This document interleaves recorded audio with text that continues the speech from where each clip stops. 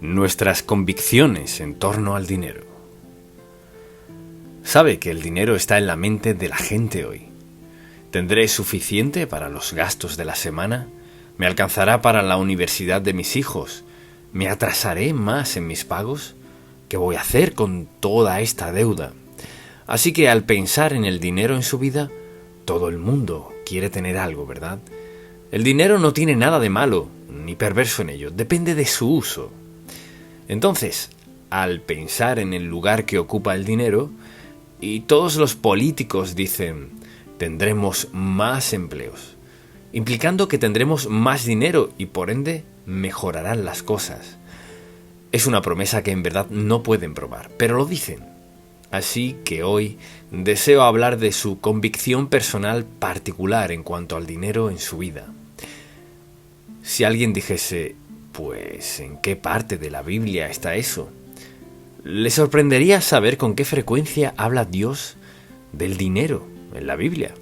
Por ejemplo, más de la mitad de las parábolas en la Biblia tratan de dinero. No lo pensaría, ¿verdad? Más de la mitad de las parábolas. Y segundo, la Biblia habla más de dinero que del cielo o el infierno, y más de dinero que de la oración, y hay cientos de versículos en la Biblia que tratan de nuestras finanzas personales. Ahora, sea yo creyente o no, si alguien me dijese, en este libro todas las situaciones son ciertas, pues pensaría, necesito leerlo, quizás sea que podría ayudarme. Y en verdad la Biblia, la palabra de Dios, es la mejor guía financiera que se haya escrito. No puede equivocarse si obedece lo que dice Dios. Entonces, al considerar eso, pienso que este es el punto de vista del mundo, que no el de Dios. La perspectiva del mundo podría describirse en una palabra: acumulación. ¿Cuánto puedo ganar? ¿Cuánto puedo tener? ¿Cuánto puedo ahorrar? ¿Cuánto puedo tener en el futuro? ¿Qué hay de mi jubilación? Es recibir, porque el interés principal es el interés propio. Se trata de mí y lo que quiero hacer, lo que quiero comprar, lo que quiero tener en mi vida. Y el enfoque está en el placer, la seguridad y las necesidades personales. ¿Cómo lo obtengo? Y luego, ¿cómo lo mantengo y protejo? Ese no es el énfasis de Dios, para nada. Y ese punto de vista, ¿qué promete? No promete gozo, felicidad, paz, prosperidad, ni nada más. Cuando se centra solo en uno mismo, va por mal rumbo. La pregunta es, ¿qué punto de vista tiene Dios sobre el dinero? El punto de vista del mundo no garantiza ningún tipo de seguridad. La gente solía decir, hoy lo tienes, mañana quién sabe. Hoy no, hoy lo tienes, hoy mismo lo puedes perder. Así que, lo que Dios dice del dinero es muy, muy importante. Este es uno de los mensajes en nuestra serie de nuestras convicciones. ¿Qué convicciones tiene del dinero? ¿Cuál es su sistema de creencias? ¿Cómo maneja el asunto del dinero? Y al pensar en lo que dice la Biblia del dinero, empecemos donde empieza Dios, en el Salmo 24.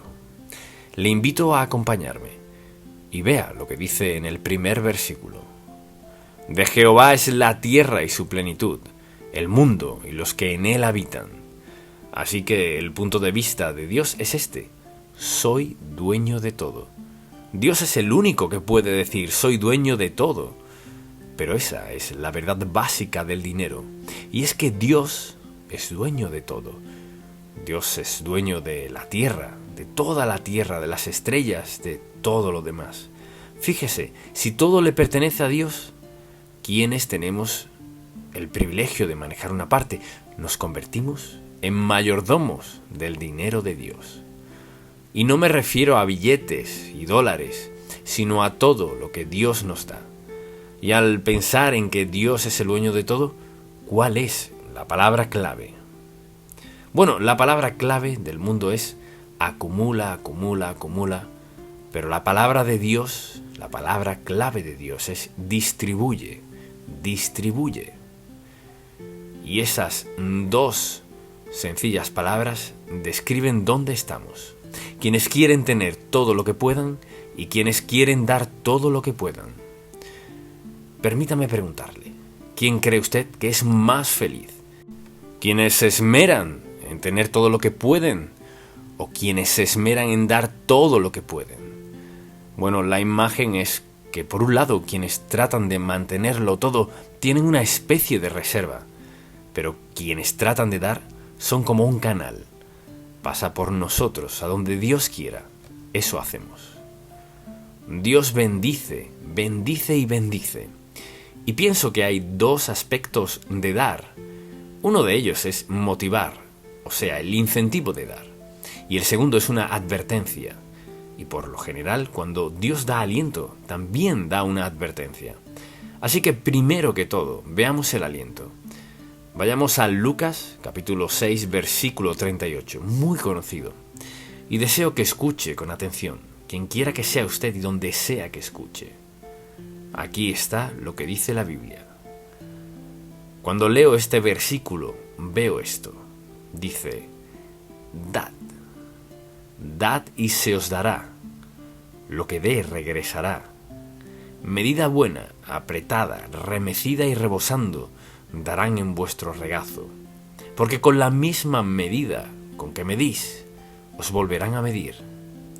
Vea lo que dice, dad y se os dará. Ahora, ¿quién está hablando? Quien habla aquí es Dios. Y dice, si das, me aseguraré de que te sea retribuido. Y será mucha atención, y así es como Dios enfatiza las cosas. Medida buena, apretada, remecida y rebosando, darán en vuestro regazo. Porque con la misma medida con que medís, os volverán a medir. Eso dice, la forma de manejar el dinero será la forma de obtenerlo. Pero si soy mezquino con el dinero y todo es para mí, si todo se centra en mí, recibiré lo que pueda hacer yo mismo. Si lo hago como Dios dice, recibiré lo que Dios dé. Dad y se os dará, medida buena, apretada, remecida y rebosando. Dios se lo retribuirá. Ese es su estilo de motivación. No podemos dar más que Dios, por la sencilla razón que eso fue lo que dijo Dios. Soy el dueño de todo. Y si Dios es el dueño de todo, Él lo controla todo. Y si le doy adecuadamente, como debo, como dice claramente la Biblia, de eso hablaremos en un momento, si damos, entonces Dios se asegurará de que seamos recompensados por nuestra obediencia a Él. Porque el dar es un acto de obediencia a Dios. No se trata de lo que haga la Iglesia. ¿Qué hará esto? No, el asunto no es ese. El asunto es si soy obediente o no. Y esta es una palabra de motivación. Luego veamos la advertencia de Dios. Porque Dios da una advertencia si dejamos de dar. Vayamos a 1 de Timoteo, capítulo 6, un pasaje bíblico muy fuerte. Fíjese lo que dice. Quizás usted sea una de esas personas cuya meta es enriquecerse, entonces no le agradará este versículo. Fíjese lo que dice. Versículo 9. Porque los que quieren enriquecerse caen ¿en qué? En la tentación. Caen en la tentación. Y lazo y en muchas codicias necias y dañosas que hunden a los hombres en destrucción y perdición. Piense en esto. El deseo de dinero vuelve a la gente deshonesta. Hasta les lleva a robar. Y peor aún, les lleva a matar. El dinero es algo peligroso si no está bajo el control de Dios y conforme a su voluntad y propósito. Y ahora escuche lo que dice. Porque los que quieren enriquecerse caen en tentación y lazo y en muchas codicias necias y dañosas que hunden a los hombres en destrucción y perdición. Porque raíz de todos los males es el amor al dinero. No dijo que el dinero fuese malo, dice que el amor al dinero quiere un poco más. Porque raíz de todos los males es el amor al dinero, el cual, codiciando algunos, se extraviaron de la fe y fueron traspasados de muchos dolores. No puede ser más fuerte cuando se trata de la advertencia de Dios. Pasa exactamente eso. Cuando nuestra actitud hacia el dinero no agrada a Dios, ¿qué pasa? Deseos insensatos y dañinos llevan al hombre a la destrucción. El amor al dinero es la raíz de todos los males. Al codiciarlo, ¿qué pasa? Sufren dolores. Mas tú, oh hombre de Dios, huye de estas cosas y sigue. En lugar de perseguir al dinero, sigue. ¿Sigue qué? Sigue a la justicia, la piedad, la fe. Sigue al amor, la paciencia, la mansedumbre. No podría ser más fuerte, porque tenemos otra opción. Es mi decisión ser obediente o no a Dios, pese a lo que sea. Hacer lo que Él diga y luego confiar en que proveerá lo que promete proveer. Entonces, una palabra de aliento: dad y se os dará. Escuche, porque es Dios quien habla. Medida buena, apretada, remecida y rebosando. Y si no, ¿qué tenemos? Vacío, inconforme, infeliz. Porque conocemos gente que, digámoslo así, lo tienen todo, pero son desdichados. Y no hay ni un solo versículo en la Biblia que diga que las cosas me harán feliz. Lo que me hará feliz es una relación con Dios. Le invito a regresar a Malaquías por un momento y veamos este capítulo 3. Y en este tercer capítulo está el plan de acción de Dios. Es su plan financiero para nosotros, y puedo decirle que lo he puesto en práctica desde que tuve mi primer empleo. Ganaba $4, y aunque no sabía mucho, le daba a Dios el 25%. Y bueno, alguien dirá, ¿por qué no le dio solo el 10%? Bien, siendo niño no tenía dinero, y luego Dios me dio un empleo de $4. Pensé en 42 centavos, de cierto modo, y le daba $1. Y estaba agradecido, no sabía nada del diezmo. Nadie me había dicho nada de diezmar. Luego recibí otra ruta de periódicos y pasé de $4 a $16 a la semana. Dios multiplicó el 25% de lo que le di. Y claro, le di más que un diezmo. No sé exactamente cuánto daba, pero aprendí una lección. Y nunca he olvidado la lección. Y le aseguro que he estado en situaciones y circunstancias que solo Dios me ha podido rescatar. No han sido deudas, porque siempre las he evitado. Cada vez que he tenido una necesidad, Dios ha estado allí para suplirla. Por tanto, estoy completamente persuadido y convencido de que lo que Dios promete lo llevará a cabo. Y ahora escuche este pasaje. En Malaquías, capítulo 3, versículo 8, dice: ¿robará el hombre a Dios? Pues vosotros me habéis robado. Y dijisteis, ¿en qué te hemos robado? Y Dios contesta, en vuestros diezmos y ofrendas. ¿Sabe lo que eso quiere decir? Si alguien no diezma, le está robando a Dios. Si no estuviese mal, ¿por qué diría robar? ¿Por qué no usa la palabra negar? No. Algo que lo hiciera ver un poco más aceptable. ¿Robará el hombre a Dios? Pues vosotros me habéis robado. Y dijisteis, ¿en qué te hemos robado? En vuestros diezmos y ofrendas. Escuche lo que dice: malditos sois con maldición, porque vosotros, la nación toda, me habéis robado. Está hablando de Israel, pero el principio se aplica a todos los creyentes. Y ahora dice: esto es lo que quiero que hagan.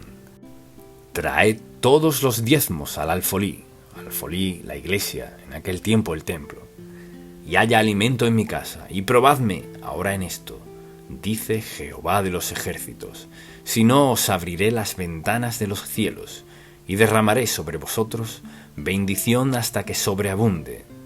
Esa es la promesa del Dios soberano del universo, quien lo controla todo, y leímos que es el dueño de todo. Y veamos ahora este versículo. ¿Robará el hombre a Dios? Así será. Dice, me habéis robado. ¿Y qué me están robando? Diezmos. Y bueno, ¿y qué es un diezmo? Un diezmo es el 10%. Dios dice, están robándome en diezmos y ofrendas. El 10% era lo que Dios requería y luego las ofrendas. A menudo puede requerir más de un 10%. Alguien dirá, no puedo vivir con eso. ¿Insinúa que Dios es mentiroso? Quizás diga, pues no sabe cuántas deudas tengo. Tal vez tenga muchas deudas y serios problemas, pero le será difícil creer esto. Pero le aseguro, lo he visto una y otra vez. ¿Quieres salir de deudas? Empiece así. Comience a darle el 10% de su sueldo a Dios. No tengo manera de hacerla. Inténtelo. Inténtelo, porque esta es su promesa. Él dice, traed todos los diezmos al alfolí y haya alimento en mi casa. Dice, y probadme ahora en esto, dice Jehová, y vean lo que haré. Si no, os abriré las ventanas de los cielos y derramaré sobre vosotros bendición hasta que sobreabunde. Y usted dirá, ¿y cómo es eso posible? Bueno, yo no sé cómo es posible. ¿Sucede? Sí. Sí, sucede. Dios siempre honra su palabra. Y dice, bien, algunos de ustedes no han hecho eso. Malditos sois con maldición, porque vosotros, la nación toda, me habéis robado. Traed todos los diezmos. Y ahora alguien dirá, mi diezmo es de 5%. Eso es como, esta moneda de 5 centavos vale 10. No es así. Traed todos los diezmos al alfolí y haya alimento en mi casa. Esto es lo que dice. Dios sabe que dudaremos de Él y dice, probadme ahora en esto, dice Jehová de los ejércitos, si no os abriré las ventanas de los cielos. En la prueba os abriré las ventanas de los cielos y derramaré sobre vosotros bendición hasta que sobreabunde. Y puede que alguien diga, lo siento, pero no puedo hacer eso. Pero eso fue lo que dijo. Es una prueba y algunos ni lo intentan. He visto gente en toda clase de deudas y nadie que ha intentado esto ha regresado a decirme, bueno, intenté lo que usted dijo y no funcionó. Nadie. Por esta razón, mire, no es mi promesa, es la promesa de Dios. Y Dios dice, si me traen todos los diezmos al alfolí, haré esto. Dice, derramaré sobre vosotros bendición hasta que sobreabunde. Mire, la bendición de Dios no llega a gotas, se rebosa. Y quizás diga, estoy en necesidad. Si así es, comience a diezmar. Bueno, es que, ¿sabe qué? ¿Qué dijo Dios? Dijo, probadme, así que Dios reconoce que comenzar a diezmar es una prueba. Y no me ha escuchado decir ni una sola palabra en cuanto a darle dinero a la iglesia. Porque no se trata de eso, se trata de ser obedientes a Dios. Si diezmo a Dios y le doy lo que le pertenece, esto es lo que haré. Derramaré sobre vosotros bendición hasta que sobreabunde. ¿Y sabe qué? Mire, no podrá darse cuenta de cómo sucede. No podrá descifrarlo. De ser así, haría esto. Esto fue lo que hice. Comencé a diezmar y a hacer esto y aquello. No fue usted. Le tomó la palabra de Dios en su prueba. Le obedeció y Dios hizo lo demás. Mire, Dios no solo proveerá lo que usted necesita y no solo se mostrará fuerte y generoso. Porque dice, reprenderé también por vosotros al devorador y no os destruirá el fruto de la tierra, ni vuestra vid en el campo será estéril, dice Jehová de los ejércitos. Esto es lo que dice.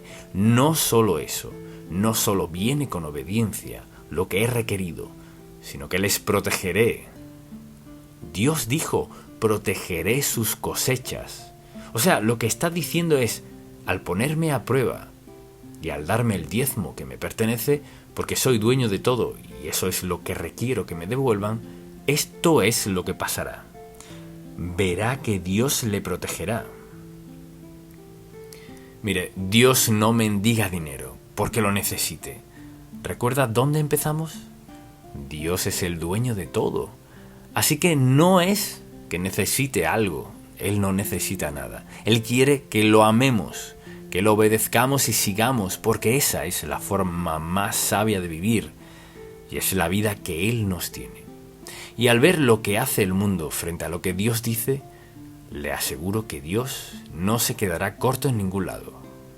Traed todos los diezmos al alfolí. Esto haré. Pónganme a prueba y verán lo que haré. ¿Sabe a qué se resume esto? Una de dos palabras: obedecer o desobedecer. La decisión es mía, la decisión es suya. Y quizás alguien diga: sí, pero usted no conoce mis circunstancias. He escuchado tanto eso. Permítame decirle, no necesito conocer su circunstancia. Escuche, Dios la conoce. Y Dios puso en su palabra, conociendo todas las circunstancias que existieran, dijo: esto pasará. Hagan lo que les digo y les bendeciré. De hecho, les bendeciré de tal modo que otras personas se preguntarán: pero sabe, si obedece a Dios y confía en Él, hace lo que dice, Dios le bendecirá y protegerá personalmente. No importa lo que suceda o digan los demás. Esa es su promesa. Dios no le hizo esa promesa a los Estados Unidos ni a otro país. Esta es una promesa personal al pueblo de Dios. Y permítame preguntarle, ¿está diezmando? Veámoslo así. ¿Desean lo mejor de Dios para su vida?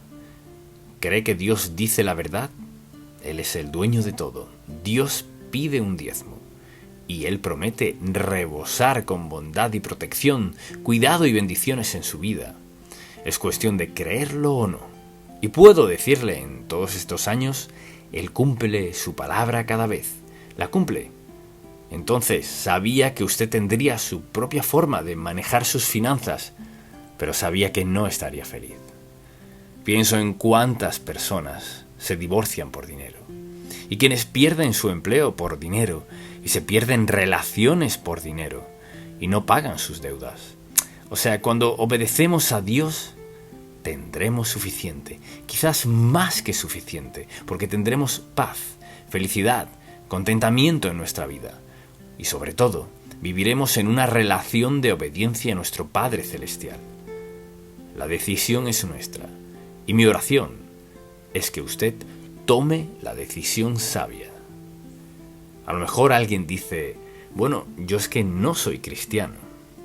La primera decisión que debe tomar entonces es esta. Debe reconocer que fue creado por Dios y que Él quiere lo mejor para usted.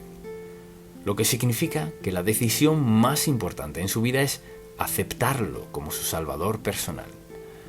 Pídale a Jesús que perdone sus pecados, rinda su vida a Él, y cuando rinda su vida a Él, la entrega por completo a Dios y pídale que le salve.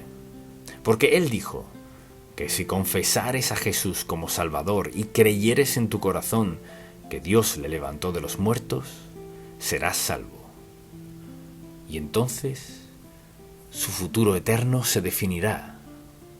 Y luego pídale al Señor que le conceda el deseo de su corazón, obedecerle en todo aspecto de su vida. No puede perder obedeciendo a Dios.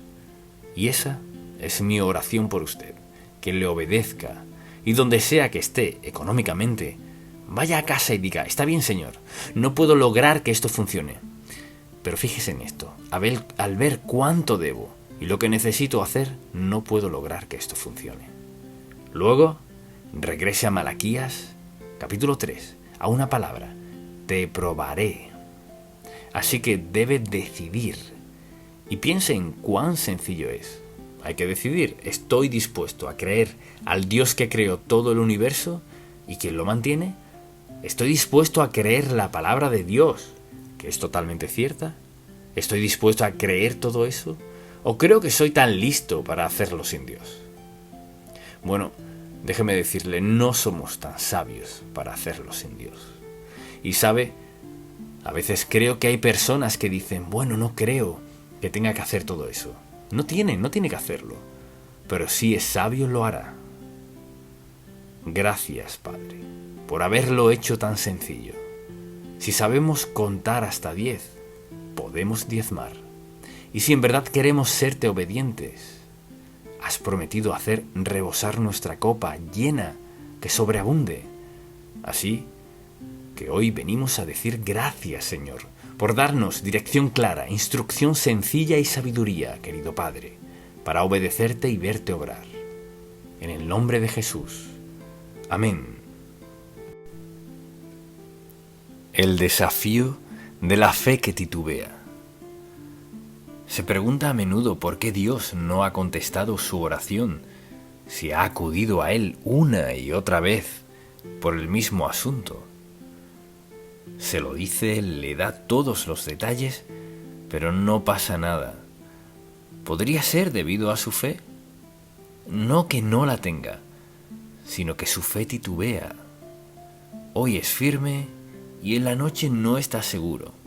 Fuerte mañana, quizás al día siguiente no tanto. Así que tenemos fe titubeante, o sea, que va y viene. Y nos preguntamos por qué Dios no escucha y contesta nuestra oración.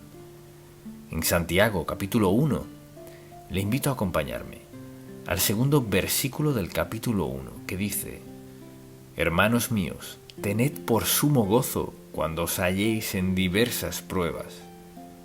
Ahora no nos gustan mucho las pruebas, ¿verdad?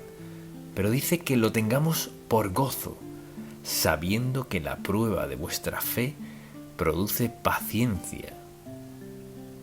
Es decir, la prueba tiene algo bueno, mas tenga la paciencia su obra completa, para que seáis perfectos y cabales, sin que os falte cosa alguna. Y si alguno de vosotros tiene falta de sabiduría, pídala a Dios, el cual da a todos abundantemente y sin reproche, y le será dada. Luego dice: pero pida con fe, no dudando nada, porque el que duda es semejante a la onda del mar, que es arrastrada por el viento y echada de una parte a otra. No piense, pues, quien tal haga, que recibirá cosa alguna del Señor. El hombre o la mujer de doble ánimo es inconstante en todos sus caminos. Así que deseo que pensemos en toda esta idea de nuestra fe titubeante. Y Santiago vivía cerca del mar de Galilea, no hay duda. Y cuando esos vientos cálidos bajaban de la montaña al mar y las tormentas de las que hablaba el Señor Jesús en medio de ellos, y las olas iban de un lado a otro, y el barco subía y bajaba, se morían de miedo, conscientes de que se hundirían. Dice que a veces así es nuestra fe. O sea, no es firme, no siempre es igual. Mucha atención. Una de las marcas de nuestra devoción a Cristo es el hecho de que podemos orar y orar, y no nos damos por vencidos, porque Dios no contesta en nuestro horario. Y le diré cómo saber cuándo está por desistir al pensar: no sé, quizás no esté pidiendo lo correcto. En el fondo sabe que sí. Así que una mañana despierta y piensa: Dios contestará mi oración hoy, alabado sea el Señor. Se emociona, pero no sucede. Luego se levanta y piensa: Señor, ¿qué pasó? Así que nos juzgamos nosotros mismos, nos condenamos. Concluimos que Dios no siempre contesta oraciones. Si contesta siempre, quizás no como yo quiera que lo haga, pero siempre contestará. Diría que su fe es fuerte, firme, constante, que cree, que no titubea, que confía con todo su corazón, consciente que Dios contestará su oración.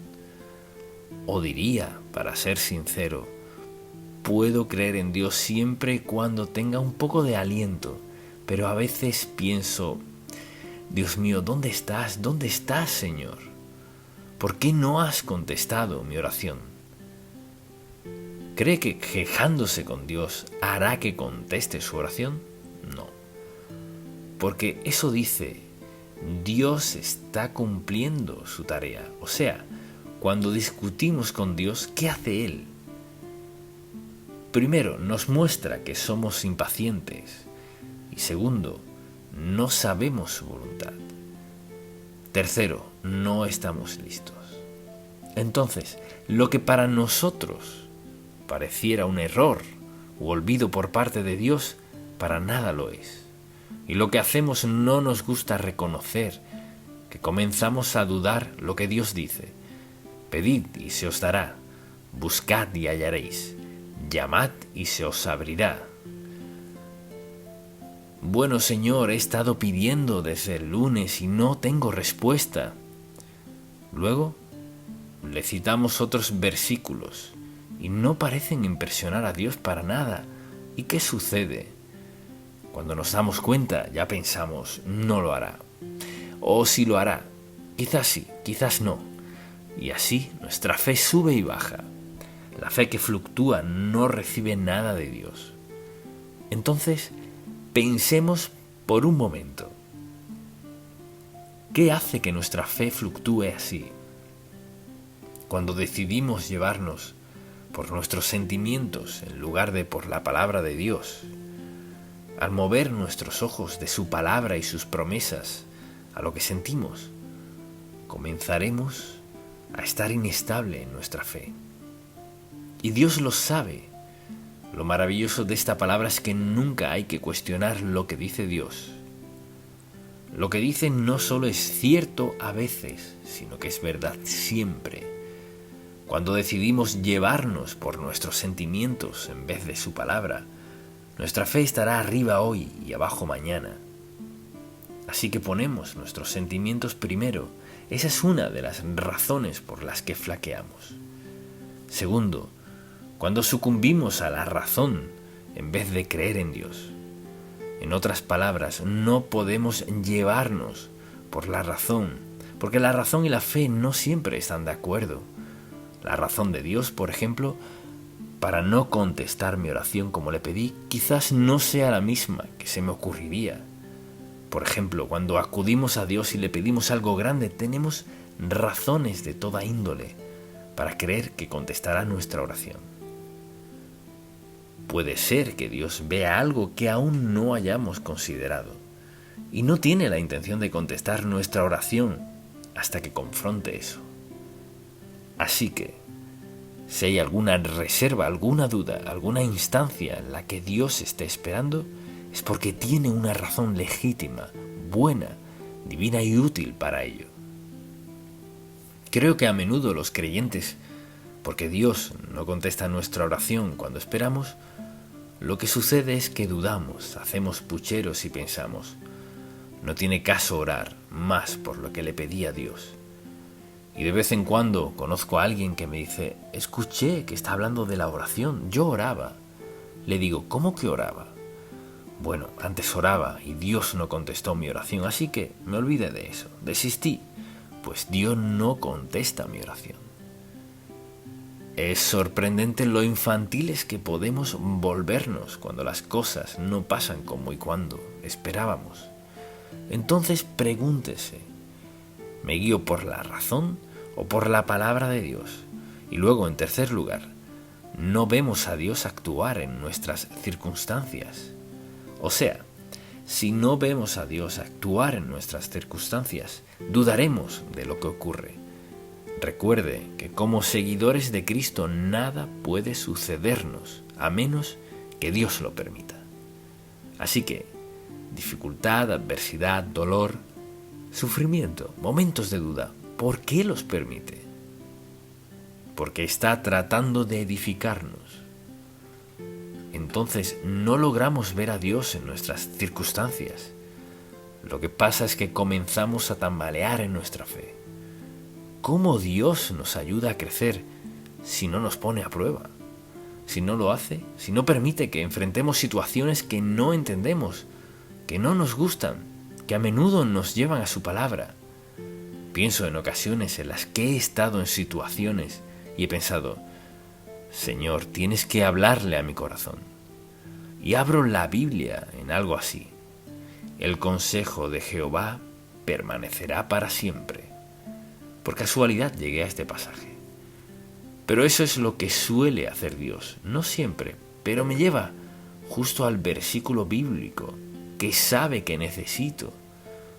Porque todos pasaremos por pruebas y una de dos cosas sucederá.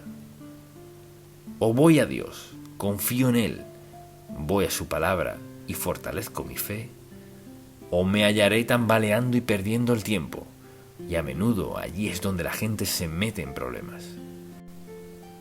Pues si Dios me amara, no dejaría que pasara esto. Mire, pase unos cuantos días y la palabra de Dios y estará en problemas. Dios sabe justo el momento preciso para suplir cada necesidad que tengamos.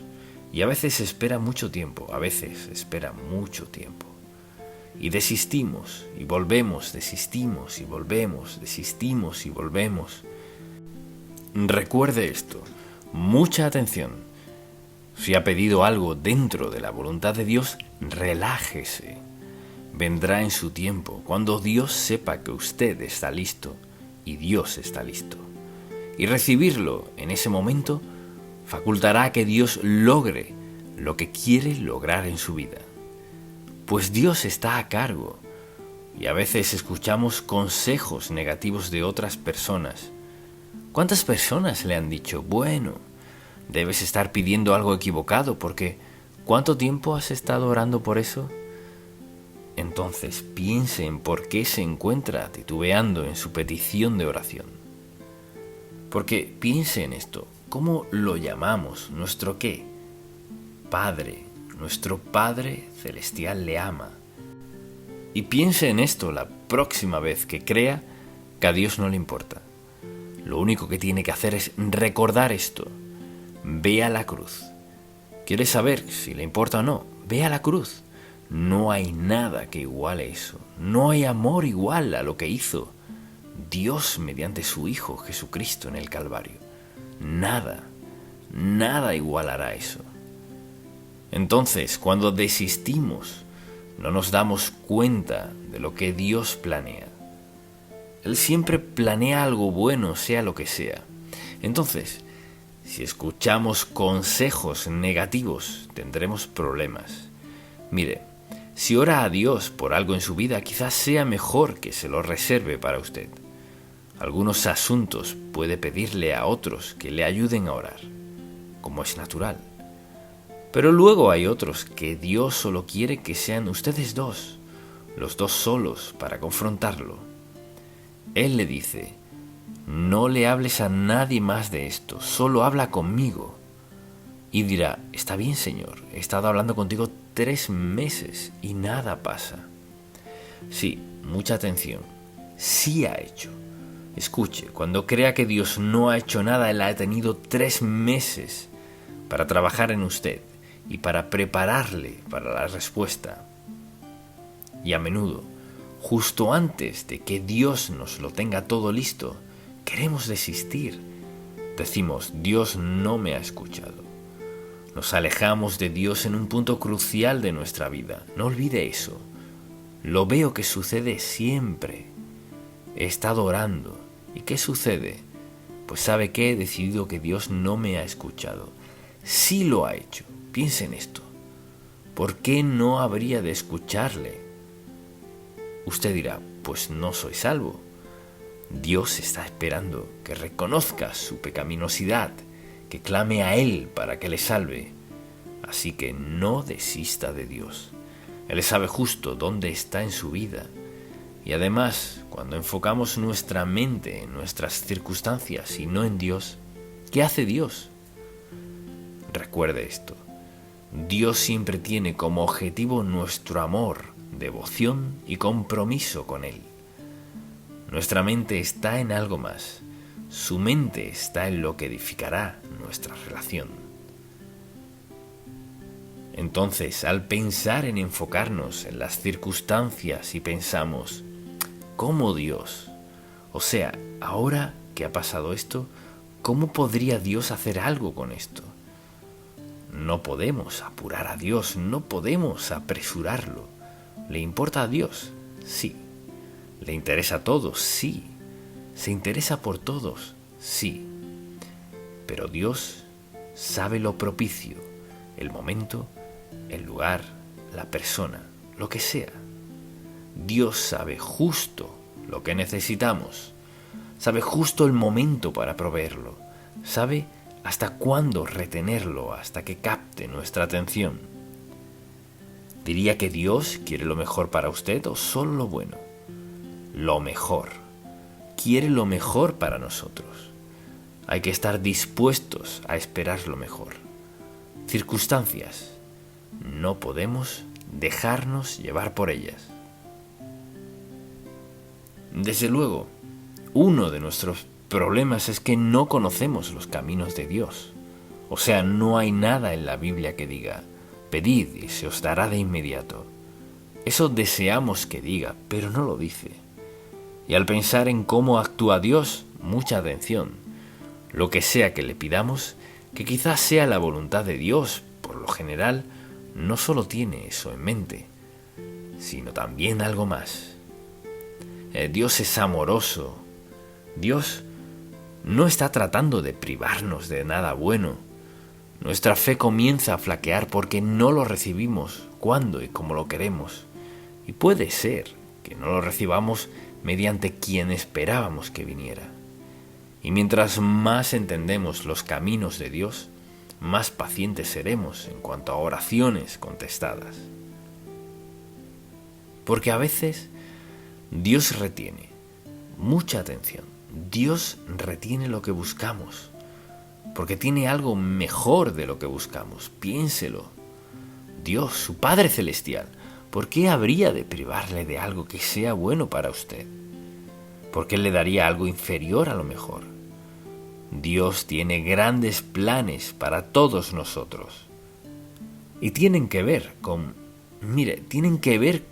hacernos como Él, conformarnos a la semejanza de la imagen de Cristo. Eso es lo que le interesa. Todo esto es algo que hacemos nosotros. Así que no conocemos los caminos de Dios. Y una de las causas de que nuestra fe se tambalee es nuestra culpa por pecados presentes o pasados. Y preste mucha atención.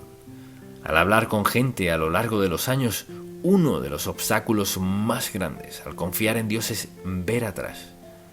Y en vez de ver a Dios y su amor, su perdón, su bondad, ven atrás y piensan, ¿cómo pudo Dios amarme por lo que he hecho?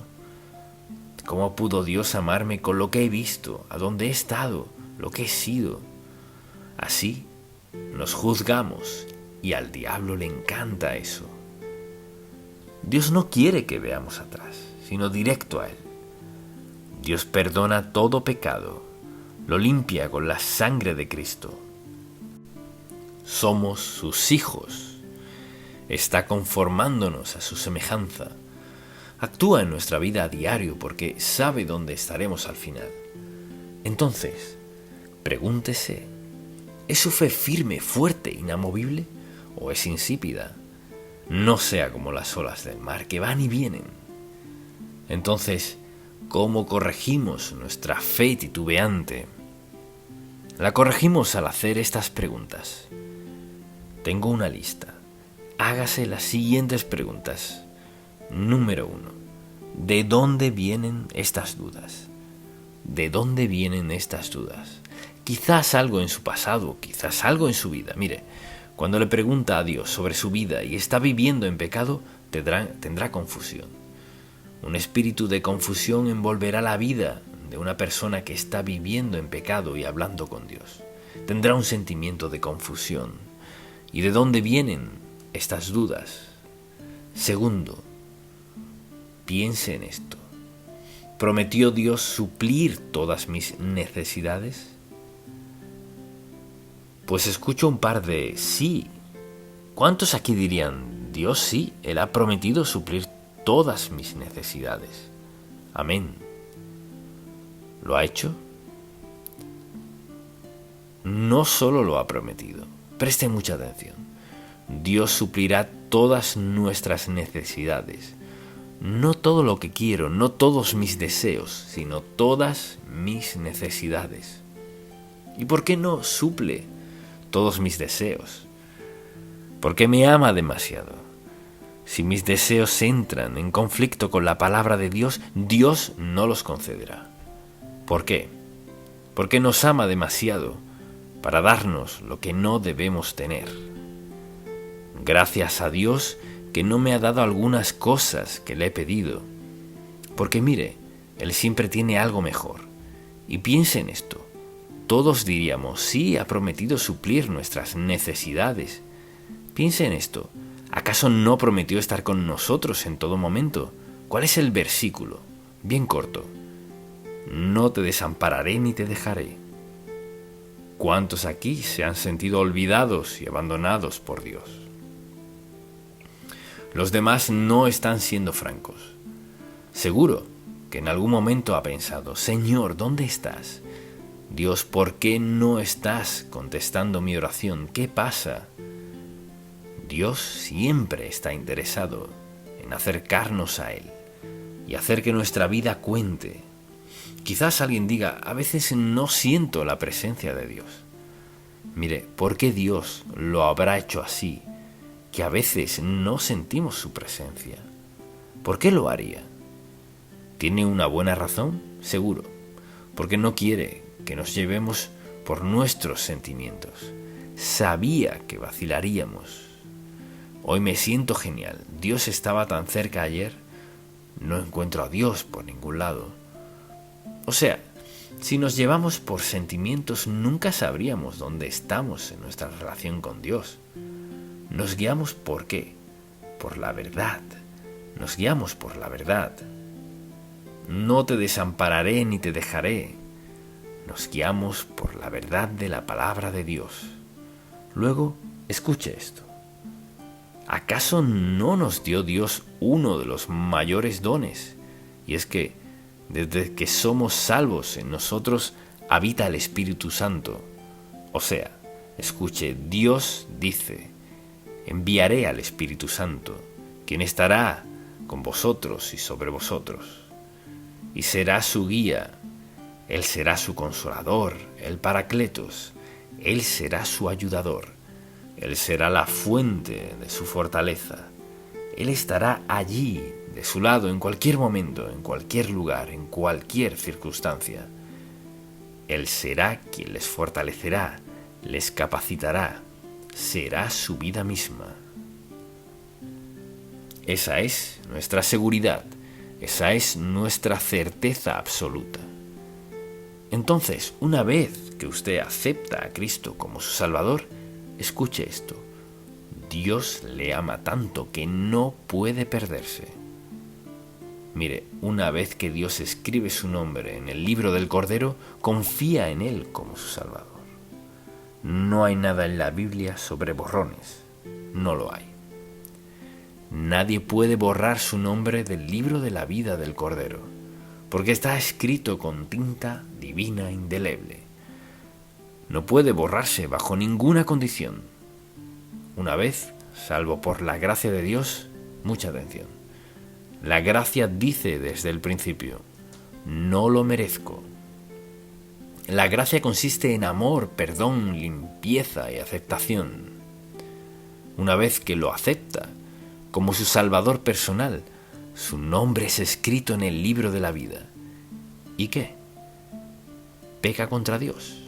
Es castigado. Peca contra Dios, paga el precio. Pero mucha atención, el precio nunca es su alma, nunca su alma. Una vez salvo por la gracia de Dios, es salvo por siempre. Comienza a pecar. ¿Qué ocurre? Viene la represión. Dios le disciplinará. Quizás diga, pues, ¿qué tanto lo hará?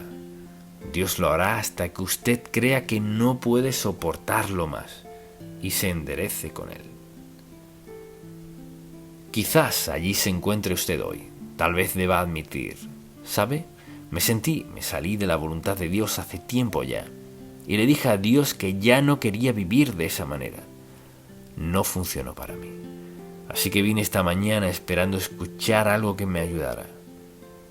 Una vez que acepta a Cristo como su Salvador personal, es hijo de Dios para siempre. Tal vez sea un hijo de Dios con muchas dudas, muchos temores, algunas cosas no funcionan bien en su vida. Pero mire, no está perdido, no está perdido. Porque Dios le ama, porque le importa a Dios, porque Él tiene lo mejor para usted. Este es Dios Santo, quien dice: te he sellado hasta el día de redención. O sea, cuando nos llame a su presencia, sellados, seguros para siempre, no tenemos razón para dudar de Él. Y de vez en cuando conozco a alguien que me dice: no sabe lo que he hecho en mi vida. Le contesto: no tiene importancia alguna. No, pero si supiera la clase de vida que llevo, no estaría hablándome del amor de Dios. Pues sí lo haría. No importa lo que haya hecho, dónde haya estado, con quién, es indiferente. Este es el perdón maravilloso de Dios. En la cruz, cada pecado que la humanidad ha cometido o cometerá, el precio se ha pagado por su perdón, su salvación por toda la eternidad. Dios es maravilloso. Nos ama con un amor que no podemos ni siquiera describir. Y cuando pienso en la gente cuya fe flaquea, creo que a veces deben creer que hay algo demasiado difícil para Dios. Y no, es cuestión de rendirse a Él y verlo actuar en nuestra vida. Así es Dios. Él es Dios maravilloso e infinito, cuyo amor es indescriptible. Le haré una última pregunta. ¿Qué pudo haber hecho Dios Todopoderoso para probar su amor por todos nosotros, que siquiera iguale lo que hizo en la cruz? ¿Qué más pudo haber hecho para probar su amor? Porque de tal manera amó Dios al mundo, que ha dado a su Hijo unigénito, para que todo aquel que en Él cree. Mire, para que todo aquel que en Él cree, no obras ni acciones por Él, para que todo aquel que en Él cree no se pierda, mas tenga vida eterna. ¿Le cree? ¿Cree que Él murió por sus pecados? ¿Cree que al ir a la cruz pagó toda su deuda de pecado? ¿Está dispuesto a pedirle que perdone sus pecados, rendir su vida a Él y comenzar una nueva vida con Cristo? Sellado por el Espíritu Santo, un día Dios Todopoderoso le dará la bienvenida al cielo. Amén. Padre, te damos gracias por amarnos, y al ver la cruz pensamos: oh, cuán indignos somos, oh, cuánto has de amarnos. Enséñanos a vivir lo que has hecho por nosotros y lo que haces de forma continua. Líbranos de toda duda, de todo amor, y que descansemos por completo en tus brazos amorosos. En el nombre de Jesús. Amén. Consecuencias de un fracaso en la fe. No es extraño cómo a menudo Dios nos bendice y luego no reaccionamos como es debido. Después nos preguntamos por qué pasamos por dificultad y apuros. ¿Dónde está Dios? Está donde siempre, dispuesto a bendecirnos, expresarnos su amor, perdonar nuestro pecado, escribir nuestro nombre en el libro de la vida y un día llevarnos al cielo. ¿Y por qué no lo entendemos desde temprana edad? Bien, eso es cierto en toda la palabra de Dios. Los israelitas habían estado bajo el yugo egipcio unos 400 años y Dios los liberó, los llevó por el desierto y luego, en el momento propicio, los llevó por el Mar Rojo hasta el desierto otra vez, hacia la tierra prometida, Canaán. Habían escuchado de ella por muchos años, de una tierra que Dios les había prometido. Dios tenía un lugar para ellos, su país, no Egipto. Así este pasaje comienza con la reacción de ellos a la gran bendición de Dios. Deseo que escuche atento, porque este pasaje bíblico ilustra las muchas veces en la vida cuando estamos por recibir una bendición, cuando la recibimos y cómo reaccionamos. Entonces quisiera que vayamos a Números, capítulo 13. Y lo que ha pasado aquí es que Moisés envió espías a explorar esa tierra prometida.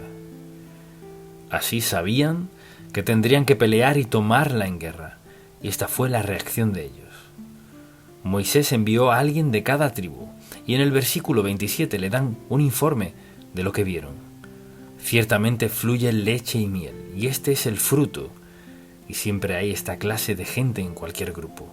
Mas el pueblo que habita aquella tierra es fuerte, y las ciudades muy grandes y fortificadas. Y también vimos allí a los hijos de Anac, hombres gigantes. Amalek habita el Negev, y el Eteo, el Jebuseo y el Amorreo. Todos esos eos y el cananeo habita junto al mar. Es decir, espiaron a todos.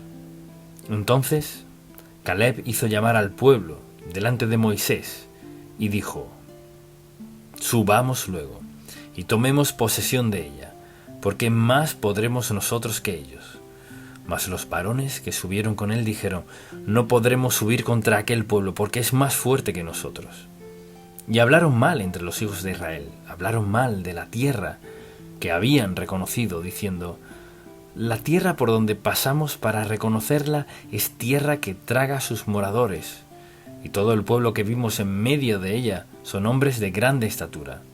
También vimos allí gigantes, hijos de Anac, raza de los gigantes, y éramos nosotros, a nuestro parecer como langostas, y así les parecíamos a ellos. Así siempre hay estos dos grupos de gente. Están los del no se puede y están los que son fieles. ¿Dónde se encuentra usted? ¿Es de los que no se puede? ¿Es negativo en todo? ¿Negativo? Sí, sé que Dios responde la oración. ¿O está con Caleb y ve lo que Dios ve? Ha provisto y lo ve desde la perspectiva de que ya es un hecho. Y deseo que veamos aquí, y leeré unos versículos más al comienzo del capítulo 14.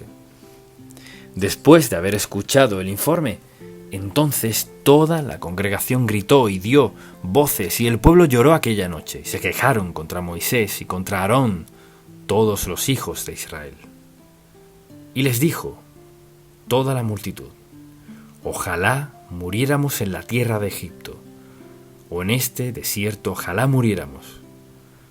O sea, allí donde estaban. ¿Y por qué nos ha traído Jehová a esta tierra para caer a espada y que nuestras mujeres y niños sean por presa? ¿No nos sería mejor volvernos a Egipto? Y decían el uno al otro: escuche esto, designemos un capitán y volvamos a Egipto. Entonces Moisés y Aarón se postraron sobre sus rostros delante de toda la multitud de la congregación de los hijos de Israel. Y Josué, hijo de Nun, y Caleb, hijo de Jefoné, que eran de los que habían reconocido la tierra, rompieron sus vestidos y hablaron a toda la congregación de los hijos de Israel, diciendo: la tierra por donde pasamos para reconocerla es tierra en gran manera buena. Si Jehová se agradare de nosotros, él nos llevará a esta tierra y nos la entregará, tierra que fluye leche y miel. Así describían que la tierra tenía de todo. Por tanto, no seáis rebeldes contra Jehová, ni temáis al pueblo de esta tierra, porque nosotros los comeremos como pan. Su amparo se ha apartado de ellos, y con nosotros está Jehová, no los temáis. Entonces toda la multitud habló de apedrearlos.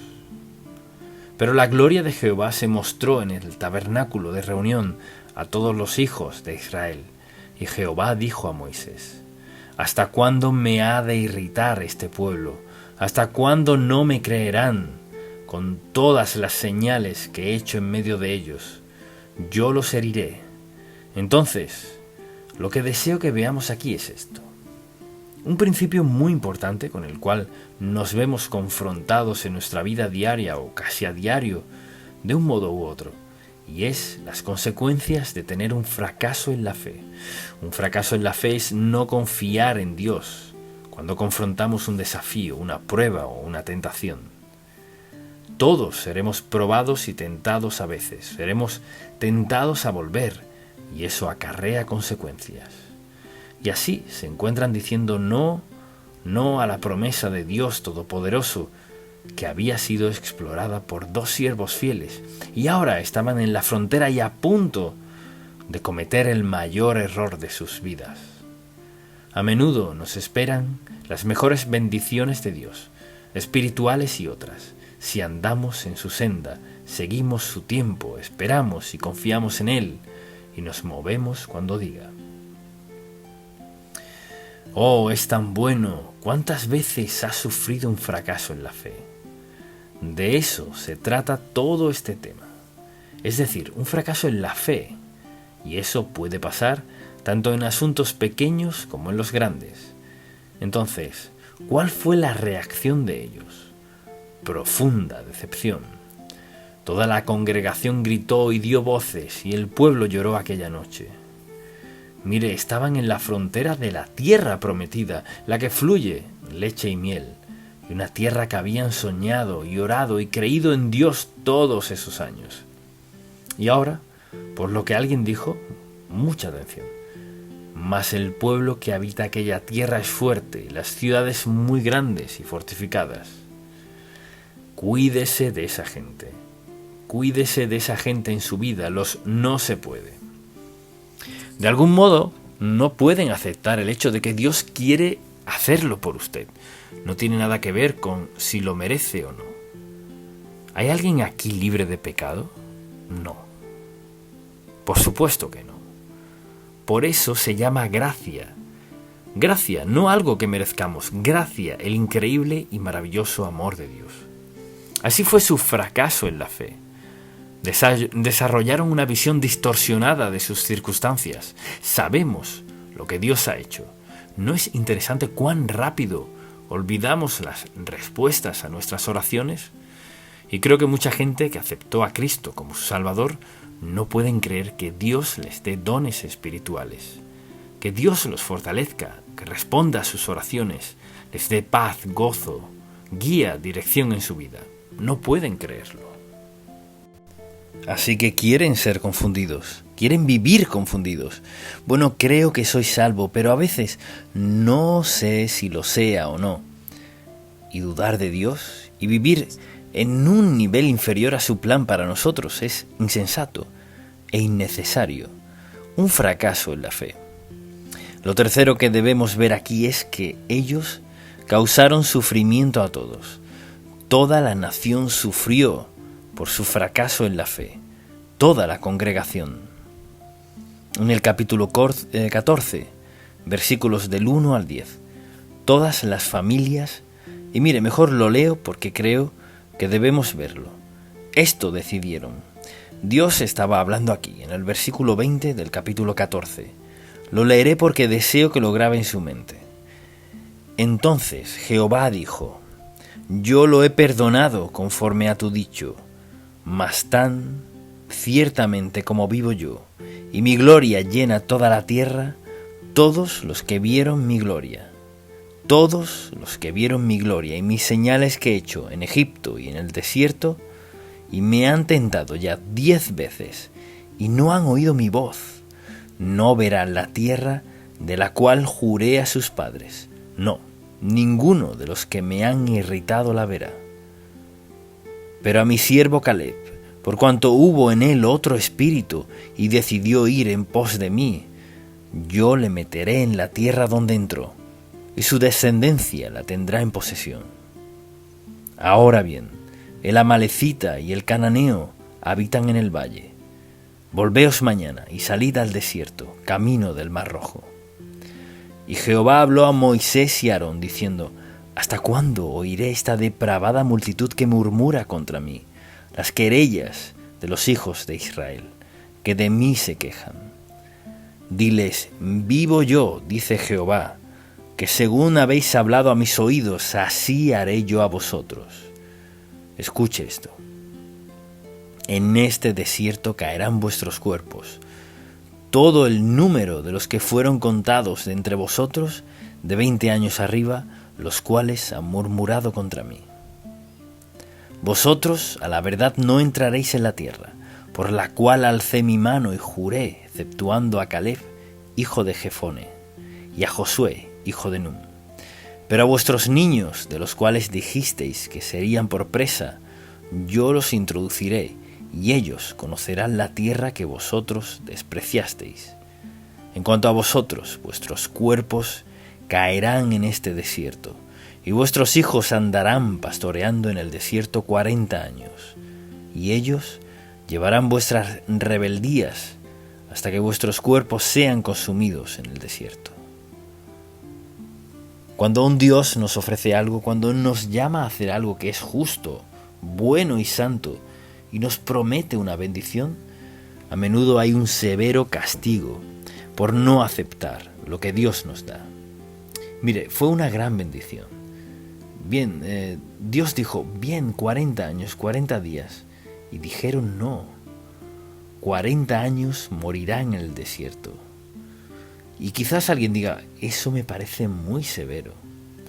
No, conforme al número de los días, de los 40 días en que reconocisteis la tierra, llevaréis vuestras iniquidades 40 años, un año por cada día, y conoceréis mi castigo. Yo Jehová he hablado, así haré a toda esta multitud perversa que se ha juntado contra mí. En este desierto serán consumidos, y ahí morirán. Y los varones que Moisés envió a reconocer la tierra y que al volver habían hecho murmurar contra él a toda la congregación, desacreditando aquel país, aquellos varones que habían hablado mal de la tierra, murieron de plaga delante de Jehová. Pero Josué, hijo de Nun, y Caleb, hijo de Jefone, quedaron con vida de entre aquellos hombres que habían ido a reconocer la tierra. Esta es una advertencia divina para todo hijo de Dios. Mire, al otro lado de su experiencia de salvación, ¿qué está haciendo? ¿Lleva usted una vida consagrada? Dios la ha provisto. Él nos ha dado todo lo que necesitamos. Es decir, a veces, como creyentes queremos culpar a Dios por algo que pasa en la vida, cuando la verdad es que no vivimos